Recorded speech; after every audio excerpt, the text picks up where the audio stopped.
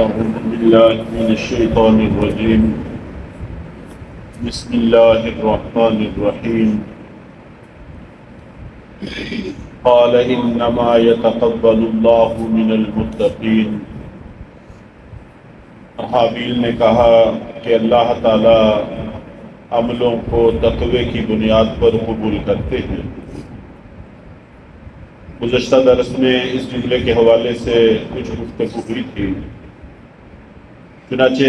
حضرت عمر بن عبدالعزیز رحمہ اللہ تعالی نے ایک دفعہ کسی کو خط لکھا جس میں چند ایک نصیحتیں درج کی۔ ان میں ایک نصیحت یہ تھی کہ میں تمہیں تقوی کی تاکید کرتا ہوں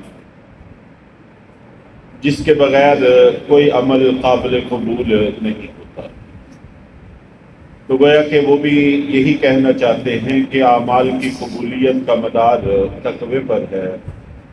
اور تقوی کا معنی یہی ہوتا ہے کہ اللہ کا ڈر دل میں پیدا ہو جائے جس کی وجہ سے انسان گناہوں کو چھوڑ دے، نافرمانی کو چھوڑ دے۔ اور فرمایا کہ اہل تقوی کے علاوہ کسی پر رحم نہیں کیا جاتا۔ اللہ تعالیٰ کی طرف سے رحم صرف اہل تقوی کے لیے ہے۔ جس میں تقوی نہیں ہے اس پر اللہ کی طرف سے بھی رحم نہیں ہوتا۔ اور فرمایا کہ تقوی کے بغیر کسی کے عمل پر ثواب بھی نہیں ملتا۔ اعمال کے ثواب کا مدار بھی اسی بات پر ہے۔ اور آخر میں فرمایا کہ اس کا واعظ کہنے والے تو بہت ہوتے ہیں لیکن اس پر عمل کرنے والے بہت تھوڑے ہوتے ہیں۔ اس لیے ہم سب کے لیے یہ جملہ انتہائی اہمیت کا حامل ہے۔ ہمیں چاہیے کہ اللہ کا ڈر دل میں پیدا کریں، اور اللہ کا ڈر دل میں پیدا کرنے کا طریقہ بھی خود قرآن پاک میں اللہ تعالیٰ نے دوسری جگہ پر ارشاد فرما دیا ہے، اور بڑا آسان طریقہ ہے۔ کونوا مع الصادقین، کہ تم لوگ اہل تقوی کے ساتھ، سچے لوگوں کے ساتھ رہا کرو۔ جب تم ان کے پاس اٹھو بیٹھو گے اور ان کی مجلسوں میں بیٹھو گے، نیک ماحول میں بیٹھو گے، نیکی کی مجلسوں میں شریک ہو گے، تو اللہ رب العزت اس کی برکت سے تمہارے اندر تقوی پیدا کر دیں گے۔ اچھی صحبت، اس کے مواقع تلاش کرتے رہنا چاہیے، جبکہ اس وقت ہماری صورتحال یہ ہے کہ ایسی مجلسوں سے بھی ہم لوگ بدکتے ہیں، گھبراتے ہیں، اور ایسے موقعوں پر ہمارے لیے بیٹھنا مشکل ہو جاتا ہے۔ کوئی بھی مصروفیت نہیں ہوتی، حالانکہ یہ چیز ایسی ہے کہ بڑی سے بڑی مصروفیت ترک کر کے بھی اس کو حاصل کرنے کی کوشش کرنی چاہیے، جبکہ ہماری صورتحال یہ ہے کہ بغیر کسی مصروفیت کے، بلکہ بسا اوقات لغویات کی وجہ سے بھی ہم ایسی مجلسوں سے دور چلے جاتے ہیں۔ تو ایسی مجلسوں میں شرکت کرنے سے، صلحاء کے پاس بیٹھنے سے فائدہ ہوتا ہے۔ لَئِن بَسَطتَ إِلَيَّ يَدَكَ لِتَقْتُلَنِي مَا أَنَا بِبَاسِطٍ يَدِيَ إِلَيْكَ لِأَقْتُلَكَ۔ اور قابیل نے چونکہ اپنے بھائی حابیل کو قتل کی دھمکی دی تھی،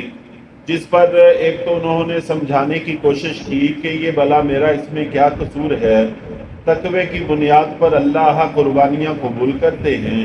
اور آپ اپنے اندر تقوی پیدا کریں تو انشاءاللہ آپ کی قربانی بھی قبول ہو جائے گی۔ یہ آپ کا اور اللہ کا معاملہ ہے، میری تو اس میں کوئی غلطی نہیں ہے، اس لیے میرے ساتھ دشمنی پیدا کرنا، حسد، بغض، اناد پیدا کرنا یہ درست اور مناسب نہیں ہے۔ تو سمجھانے کے ساتھ ساتھ اپنے عزم اور ارادے کا اظہار بھی کیا کہ اگر آپ میری طرف مجھے قتل کرنے کے لیے ہاتھ بڑھائیں گے تو میں اپنا ہاتھ آپ کی طرف تمہیں قتل کرنے کے لیے نہیں بڑھاؤں گا، میں تمہیں قتل کرنے کی کوشش دفاع کی صورت میں بھی نہیں کروں گا۔ اور فرمایا کہ انی اخاف اللہ رب العالمین، یہ کسی تمہارے ڈر کی وجہ سے نہیں ہے بلکہ اس وجہ سے کہ میں اللہ سے ڈرتا ہوں جو دنیا جہان کا پروردگار ہے، تو اپنے پروردگار کے ڈر کی وجہ سے میں ایسا کر رہا ہوں۔ چنانچہ بسا اوقات ایسا ہو جاتا ہے، حابیل نے اس طرح سے اس لیے کیا اور اس عزم کا اظہار اس لیے کیا، بسا اوقات ایسا ہو جاتا ہے کہ آدمی کی پہلے تو غلطی نہیں ہوتی، لیکن دوسرے کی غلطی کی وجہ سے مقابلے پر کھڑا ہو جاتا ہے۔ تو مقابلہ کرتے وقت جب دونوں ایک دوسرے کی طرف بڑھتے ہیں تو بسا اوقات دوسرے شخص سے ایسا کام ہو جاتا ہے جس سے پہلے کی جان جا سکتی ہے یا چلی جاتی ہے۔ تو ایسے موقع پر اللہ کے نبی صلی اللہ علیہ وسلم نے ارشاد فرمایا کہ القاتل والمقتول کلاہما فی النار، کہ ایسا بھی ہوگا کہ قاتل اور مقتول دونوں جہنم میں جائیں گے۔ تو صحابہ کرام نے پوچھا کہ اللہ کے رسول، قاتل تو سمجھ میں آتا ہے کہ اس نے زیادتی کی ہے، اپنے بھائی کو قتل کیا ہے، چاہے وہ حقیقی بھائی کہہ لے چاہے مسلمان ایمان والا بھائی کہہ لے،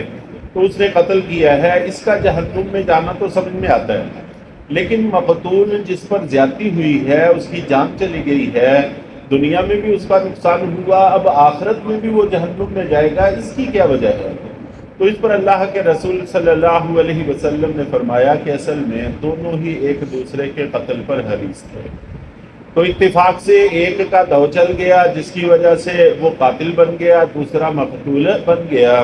جب ایک دوسرے کی طرف بڑھتے ہیں تو عین ممکن ہے کہ دوسرے کا داؤ چل جائے اور پہلا قتل ہو جائے، تو دونوں ایک دوسرے کا قتل کا عزم کر چکے ہیں، حریص ہیں، اس بنیاد پر دونوں جہنم میں جائیں گے، اپنے عزم اور ارادے کی بنیاد پر جہنم میں جائیں گے۔ تو اس وجہ سے اس نے کہا کہ میں دفاع کے لیے بھی اپنا ہاتھ نہیں بڑھاؤں گا، اور یہ نہ بڑھانا اپنے رب کے ڈر کی وجہ سے ہے، خوف کی وجہ سے ہے۔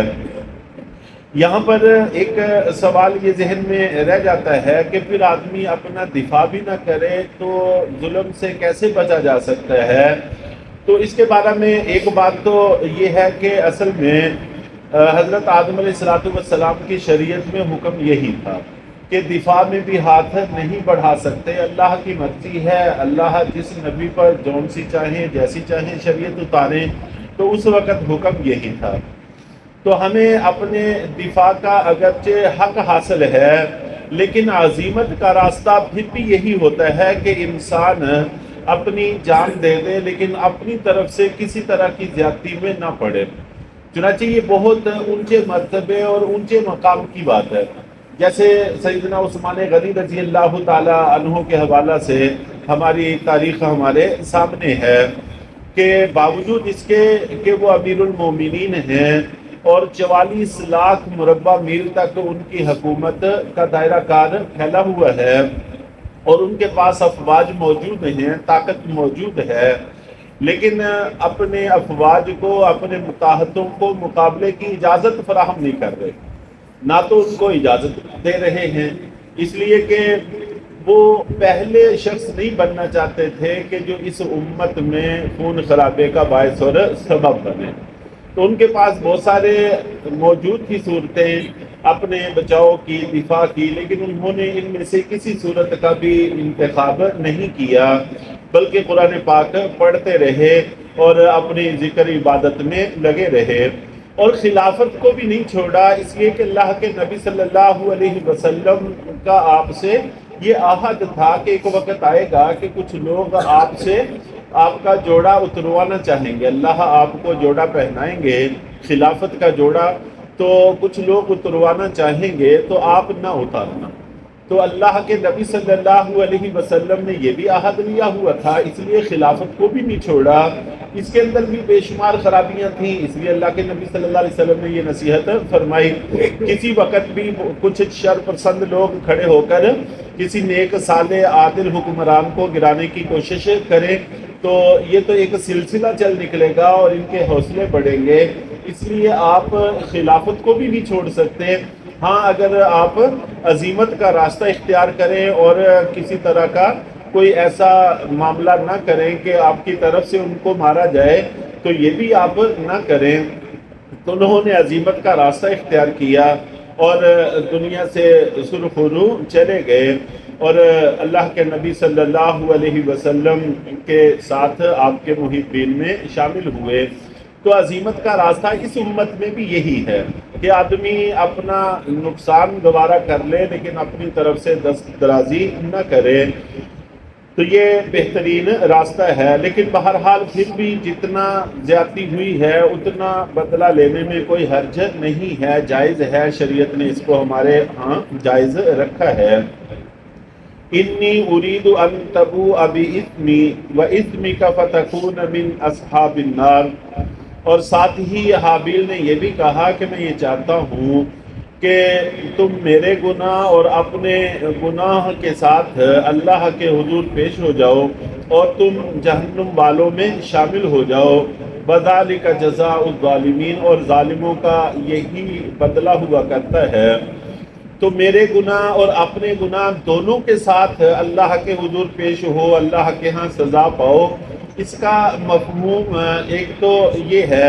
کہ میں نے اگر آپ کی طرف ہاتھ بڑھایا تو عین ممکن ہے کہ میں گناہ گار ٹھہروں، جب میں ہاتھ نہیں بڑھاؤں گا تو پھر میرے سر کوئی گناہ نہیں ہوگا، سارا گناہ آپ کا ہوگا، تم جا کر اس کو بھگتو گے۔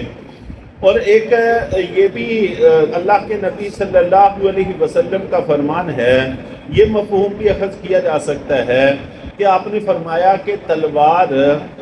جو تمہاری گردن پہ چلائی جاتی ہے یہ تمہارے سارے گناہوں کو مٹا دیتی ہے،